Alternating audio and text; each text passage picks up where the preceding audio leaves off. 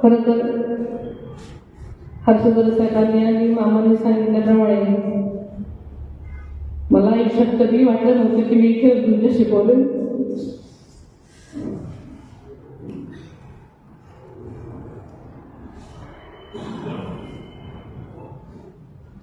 दादानी विठ्ठलाची ही माझी शेवटची निवडणूक आहे.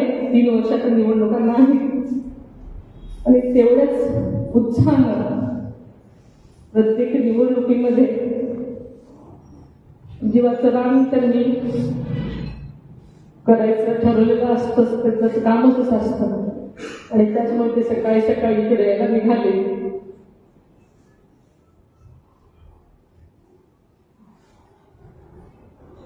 एका क्षणात आपण सगळे पोरके झालो. पण दादांचं नेहमी काम आणि काम हेच एक ध्येय असल्यामुळे